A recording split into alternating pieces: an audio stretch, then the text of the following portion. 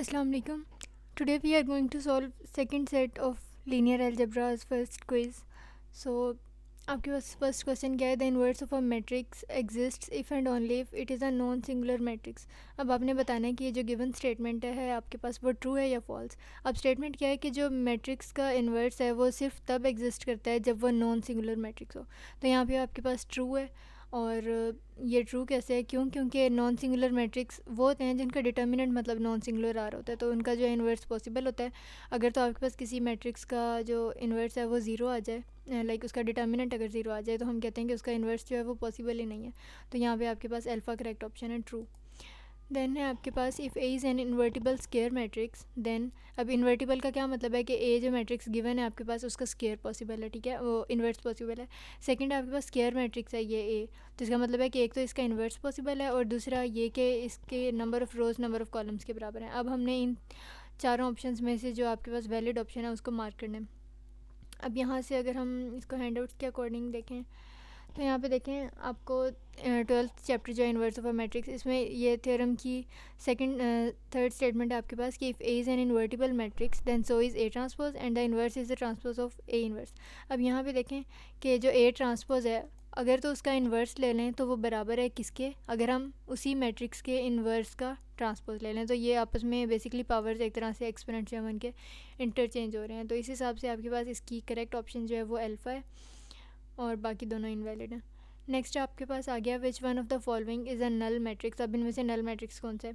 तो ये वैसे रिपीट हुआ है एमसीक्यू. अब नल मैट्रिक्स में क्या होता है कि कोई भी ऐसा मैट्रिक्स जिसकी सारी की सारी एंट्रीज जो हैं वो ज़ीरो हों वो आपके पास नल मैट्रिक्स है. अगर तो एक भी कोई एंट्री जो है आपके मैट्रिक्स में वो नॉन ज़ीरो है, लाइक ज़ीरो के अलावा और कोई है, तो that will not be a null matrix, ठीक है. तो यहाँ पे गिवन स्टेटमेंट जो है उसके हिसाब से आपके पास बीटा जो है B that is the null matrix, तो ये करेक्ट ऑप्शन है.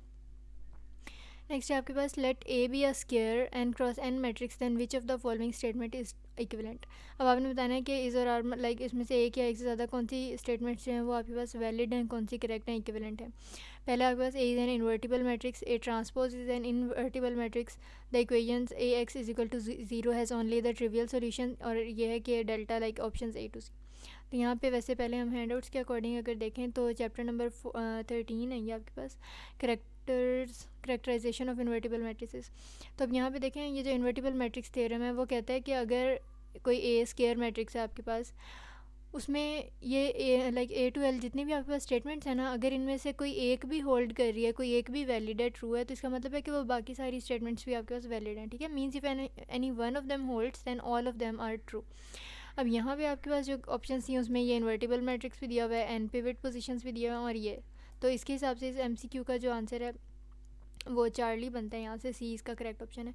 वैसे यहाँ पे एक न्यू वर्ड यूज़ हुआ है, the equation A x equals to zero has only the trivial solution. तो यहाँ पे ट्रिवियल सोल्यूशन वो होता है जिसका लाइक ट्रिवियल सोल्यूशन को हम ज़ीरो सोल्यूशन कहते हैं कि अगर आपके पास वहाँ पे अननोन वेरिएबल्स की अगर वैल्यू सबकी ज़ीरो आ रही है तो इसका मतलब है, या कोफिशिएंट मैट्रिक्स जो है उसमें सबकी वैल्यू ज़ीरो है, तो that is a trivial solution.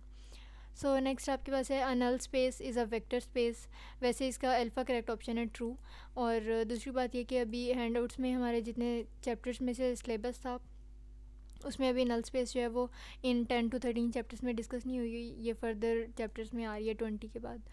तो यहाँ पे वैसे अगर हम इसको सर्च करें तो नल स्पेस जो है वो यूक्लिडियन स्पेस के अकॉर्डिंग जो है वो वेक्टर स्पेस या वेक्टर स्पेस की सब स्पेस काउंट की जाती है. तो यहाँ पे इसका ट्रू ऑप्शन जो है वो ठीक है. नेक्स्ट है आपके पास we can add the matrices of. अब ये भी रिपीट हुआ है सेट ए से. अब इसमें क्या करना है कि अगर आपके पास यहाँ पे मैट्रिसेस की एडिशन का कह रहे हैं या सब्ट्रैक्शन का, तो वो सिर्फ तभी पॉसिबल होते हैं जब उनका ऑर्डर सेम हो. तो यहाँ पे डेल्टा जो है वो करेक्ट ऑप्शन है, ठीक है. अगर कोई एक मैट्रिक्स आपके पास उसमें 2 रोज़ 3 कॉलम्स हैं और एक कोई मैट्रिक्स उसमें 5 रोज़ 2 कॉलम्स हैं, तो क्या होगा कि कभी भी उनकी एडिशन या सब्ट्रैक्शन पॉसिबल नहीं हो सकती. एडिशन और सब्ट्रैक्शन के लिए ये प्री रिक्विजिट है, मैंडेटरी है कि आपका जो ऑर्डर है दोनों मैट्रिसेस का, दोनों गिवन मैट्रिसेस का वो सेम हो. तो यहाँ पे डी करेक्ट ऑप्शन है. नेक्स्ट है आपके पास if A is an invertible matrix and B in R N B n any vector then we must have a matrix A inverse B which is a solution of. अच्छा, अब हमने इनमें से correct option बतानी है कि आपके पास दो मैट्रिक्स दिए हुए हैं, ए जो है वो इन्वर्टिबल है और बी जो है वो किसी कोई स्पेस वेक्टर है, ठीक है. तो अब मैट्रिक्स ए इनवर्स बी जो है वो कब पॉसिबल होगा, उसका क्या सोल्यूशन होगा? A x equals B, A transpose into x equals B, A square x equals B, या A inverse into x equals B. तो हम इसको अगर हैंड आउट्स के अकॉर्डिंग देखें, यहाँ पे देखें चैप्टर नंबर 13 जो है इस क्विज़ के सिलेबस का लास्ट चैप्टर, इसमें आपको बताया हुआ है कि since A is invertible and B belongs to R N be any vector then we must have a matrix which is a solution of equation 1। अब इक्वेशन 1 यहाँ पे आपको क्या दी हुई है, A x is equal to B, ठीक है। और अगर इसी प्रूफ के अकॉर्डिंग देखें तो देखें ए एक्स इज़ इक्वल टू, अब यहाँ पे ए इंटू ए इन्वर्स, ये दोनों आपस में इनकी प्रोडक्ट ए और ए इन्वर्स की आइडेंटिटी के इक्वल हो गई। और आइडेंटिटी मींस एक तरह से लाइक हम मल्टीप्लाई कर रहे होते हैं वन से, तो उसको लिखें या ना, तो यहाँ पे आपके पास मेन इक्वेशन क्या बच गई, A x is equal to B. तो आपके पास जो इसका करेक्ट ऑप्शन है वो अल्फ़ा बन रहा है। नेक्स्ट है आपके पास let T B a linear transformation and A B a standard matrix of T. T जो है वो इन्वर्टिबल होगा कब, जब एक क्या हो, इन्वर्टिबल मैट्रिक्स हो, सिंगुलर मैट्रिक्स हो, कॉलम मैट्रिक्स हो या रो। अच्छा, अब रो मैट्रिक्स क्या होता है, जिसमें सिंगल रो प्रेजेंट हो। कॉलम मैट्रिक्स वो होता है जिसमें सिंगल कॉलम हो, एक ही कॉलम हो। सिंगुलर मैट्रिक्स क्या होता है, जिसका जो डिटर्मिनेंट है वो ज़ीरो के इक्वल आ जाए। और इन्वर्टिबल वो होता है जिसका इन्वर्स आपके पास पॉसिबल हो, ठीक है।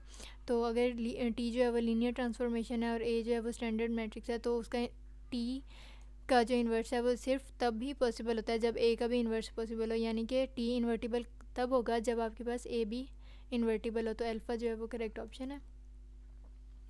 नेक्स्ट आपके पास है for a non singular matrix A inverse is equal to, अब ए इन्वर्स का इन अ सेंस आपसे फॉर्मूला पूछा हुआ है, तो इसका करेक्ट ऑप्शन वैसे delta adjoint of A is divided by determinant of A. और इसको हम हैंडआउट्स के अकॉर्डिंग देखते हैं। वैसे यहाँ पे देखें चैप्टर नंबर 12 है आपके पास इन्वर्स ऑफ अ मैट्रिक्स। अब यहाँ पे बताया हुआ है कि if determinant is not equal to zero A D minus B C जो है वो आपके पास डिटर्मिनेंट होता है। तो अगर ये नॉट इक्वल टू ज़ीरो है, इसका मतलब है कि नॉन सिंगुलर मैट्रिक्स है।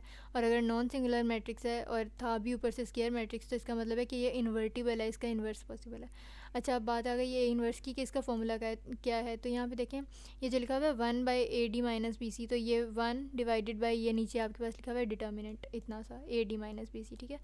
और उसके बाद यहाँ पे जो आपको मैट्रिक्स फॉर्म में दिया हुआ है ये एडजॉइंट है मैट्रिक्स का। एडजॉइंट क्या होता है कि जो इसकी डायगोनल एंट्रीज होती हैं ना उनको इंटरचेंज कर देते हैं। लाइक यहाँ पे आपके पास ए डी था ना, यहाँ पे डी ए हो गया, ठीक है। इसी तरह ये जो बी और सी जो नॉन डायगोनल एंट्रीज होती हैं उनके सिर्फ आपने साइंस चेंज करने होते हैं।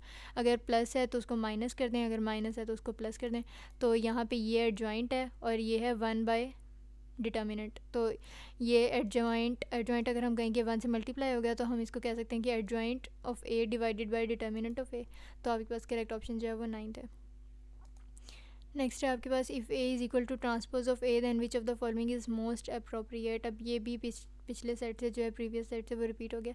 अब इसमें क्या है कि अगर एक सेट जो है वो अपने ही ट्रांसपोज के बराबर है तो क्या होगा कि इनमें से कौन सी करेक्ट ऑप्शन है, ये कि उसका जो ए मैट्रिक्स है वो खुद इन्वर्टिबल होना चाहिए। देखें ये चैप्टर नंबर 12 में है भी कि अगर ए इन्वर्टिबल मैट्रिक्स है तो उसका ट्रांसपोज जो है वो भी इन्वर्टिबल होगा, ठीक है। So that was all about the set number 2, and if you are new to my channel then don't forget to subscribe and hit the bell icon. Thank you.